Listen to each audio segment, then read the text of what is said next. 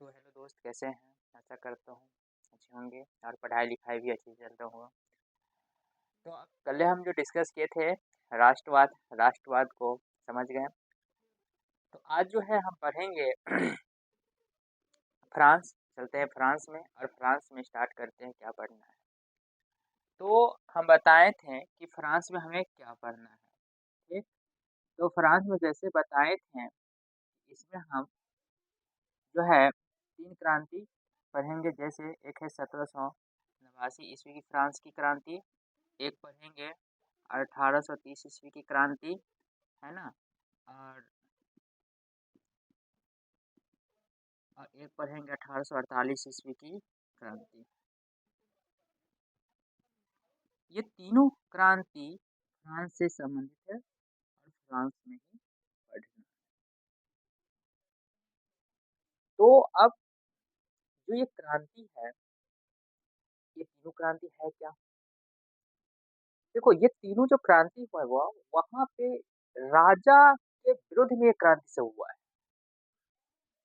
क्योंकि वहाँ जो राजा थे वो इतने भ्रष्ट हो गए थे, क्योंकि वहाँ की जो जनता जनता हुए आम नागरिक की चिंता ही नहीं, किस तरह से वो रहते हैं, खाते हैं, पीते हैं, कुछ नहीं। खाली उनको चिंता था कि हमको जनता से टैक्स लेना है, ज़्यादा से ज़्यादा कर लेना है और जनता कहीं पे भी जाए उससे हमको कोई मतलब नहीं। जब यही हुआ क्या होता है कि वहाँ पे स्थिति काफ़ी जो है जो खराब हो जाता है गरीब निम्न वर्गों का, तो वो क्या करेंगे, अब इनके विरोध में वो बड़े से बड़ा आंदोलन करेंगे। ठीक है? तो अब ये देखते हैं, सबसे पहले पढ़ेंगे 1789 ईस्वी की क्रांति है क्या? चलो, बात करते हैं वो फ्रांस में। हम फ्रांस हम फ्रांस में जो है चलते हैं 1789 ईस्वी में हम फ्रांस में हैं। मान लो हम 1789 में फ्रांस में हैं। उस समय फ्रांस का जो राजा था, है ना? वो कौन था? मान लेते हैं फ्रांस में जो राजा था वो था लुई 16। ये फ्रांस का राजा था। लुई 16 जब गद्दी पर बैठा, ये छोटे थे, है ना? इनके समय में, क्योंकि इनके जो भी पूर्वज थे वो सब पूरा जितने भी राष्ट्रीय खजाना था, जितने भी साधन था सभी को खत्म कर दिया था। इसके पास था ही नहीं। अब क्या हुआ कि जब ये लुई सलोमा जब है फ्रांस का जब ये राजा बनते हैं, मान लेते हैं फ्रांस का जो है राजा बना, ये फ्रांस का क्या हो गया, राजा बन गया। अब ये जो फ्रांस का राजा बन गया, तब अब क्या, राजा बन गया भाई, राजा बन के चला गया। तो ये तो बहुत ही कम उम्र के थे, पैसा था नहीं, जो भी संसाधन था वहाँ पे भ्रष्ट अधिकारी लोग खा गए थे। अब क्या होगा? तो इन्हें सोचा कि अब जो है हमको चलाना है, जैसे अभी भी जो सरकार है वो अभी भी सरकार जो चलता है वो किस पर चलता है, कर पे टैक्स पे। हम लोग टैक्स देते हैं, हर चीज़ पर टैक्स लगा रहता है, हर चीज़ पे कर है और सरकार के पास कर जाता है और इन्हीं से जो है वो क्या करते हैं, हम लोग के सारी चीज़ों की पूर्ति जो है सरकार करवाते हैं। उस समय में भी जो सरकार, जैसे राजा है, राजा के आसपास में जो सेना होता था या फिर और भी जो खर्च, वो कहाँ से उनको पूर्ति होता था, टैक्स लेके। तो जब लुई सोलहवां जब फ्रांस के जब राजा बने, तो इनके समय में पैसा खत्म, है ही नहीं। अब क्या करें भाई, सर चलाना तो है, अगर पैसा नहीं देंगे तो सब हमारे विरुद्ध में खड़ा हो जाएंगे, अधिकारी लोग काम नहीं करेंगे, उसको भाई तो वेतन तो देना पड़ेगा।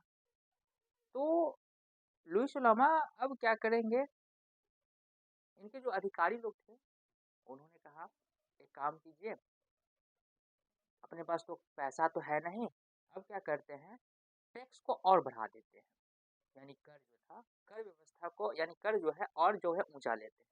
मान लो पहले वो 10 रुपया जो है वहाँ की जनता से लेते थे, अब नहीं, 10 रुपया नहीं, अब एक के बार बोला कि तुम अब 200 रुपया लेंगे, बढ़ा दिया।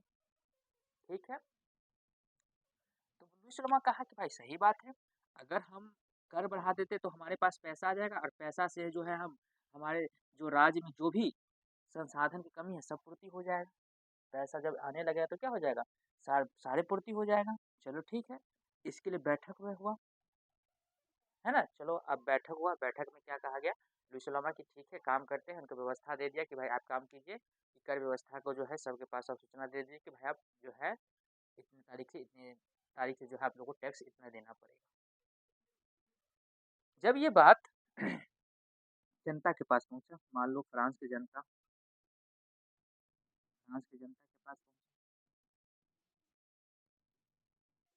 फ्रांस की जनता के पास पहुँचा कि जो लुईस लामा है वो टैक्स यानी कर बढ़ाया है। अच्छा वो कर बढ़ा दिया,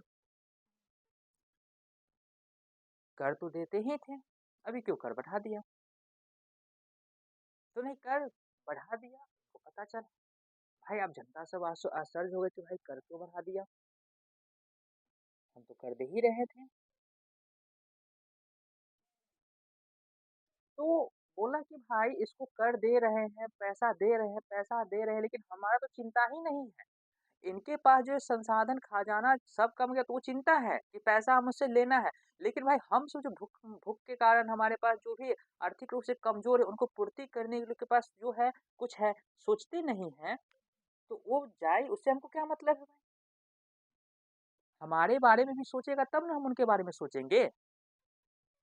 जब वो हमारे बारे में चिंता ही नहीं है तो हम भाई उसके बारे में काहे चिंता लें? तो भाई अब राजा है, राजा के तो विरुद्ध बोल नहीं सकते, मन में को ये बात से घूम रहा था। उन्होंने बोला कि नहीं, इसका वंश ही बहुत खराब है। ये आया, वो आया, सब जो है सब गरीबों पर शोषण करता क्या है, इनका वंश ही पूरा खराब है। एक काम करते हैं इनके विरुद्ध में खड़ा होते हैं, इनके वंशों को समाप्त कर देंगे ताकि जो है इस तरह की व्यवस्था लागू ना हो।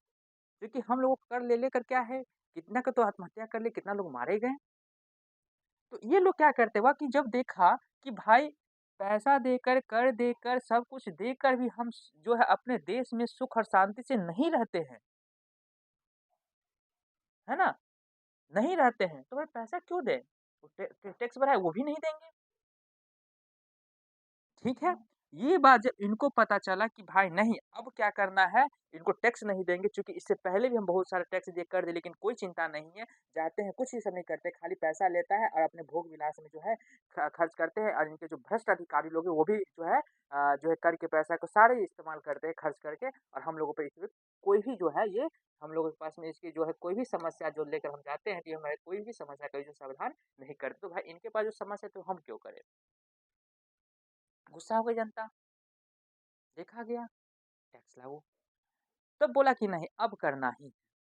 यही बात क्या होता है कि जब वह फ्रांस के पूरे जितने भी निम्न वर्ग के गरीब अमन और कुछ पढ़े लिखे लोगों ने, है ना? इसमें नेपोलियन भी है, नेपोलियन भी योगदान देते हैं, है ना? नेपोलियन और कुछ यहाँ के जो है आम लोग और पढ़े लिखे लोगों ने क्या करते हैं लुई सलोमा के विरुद्ध में खड़े हो जाते हैं, कि नहीं भाई अब तुमको हटाना है।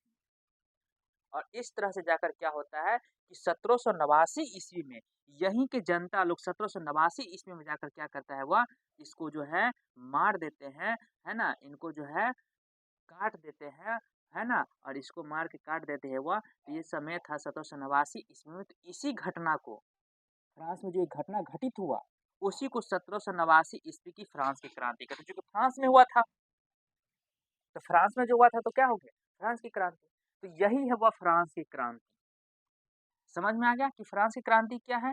तो सिंपल सा भाषा में समझ गया कि 1789 ईस्वी में फ्रांस के राजा लुई सलोमा था। लुई सलोमा जो थे उन्होंने भ्रष्ट थे।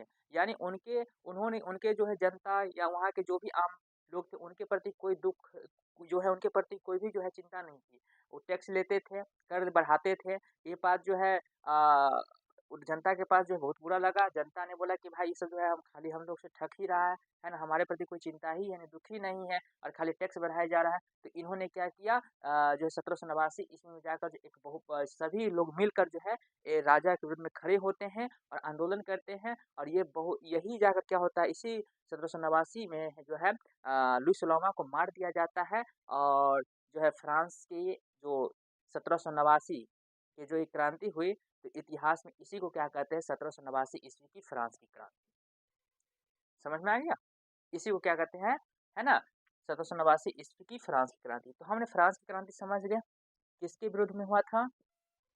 लुई सलोमा के। फ्रांस कहाँ पे है? यूरोप में है। कारण क्या था? तो कारण पर जो है हम वह कल चर्चा करेंगे कि 1789 ईस्वी की फ्रांस की क्रांति का कारण क्या था? क्यों हुआ? है ना? तो उसको यानी उस टॉपिक को जो हम कल डिस्कस करेंगे तो आज हम समझ गए, क्या समझे? 1789 ईस्वी की क्रांति।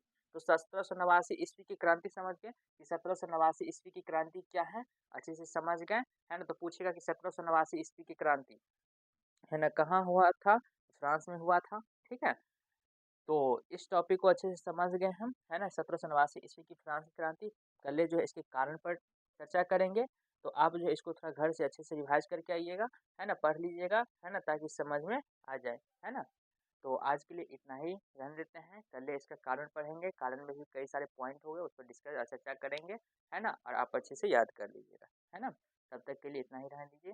जय हिंद, जय भारत।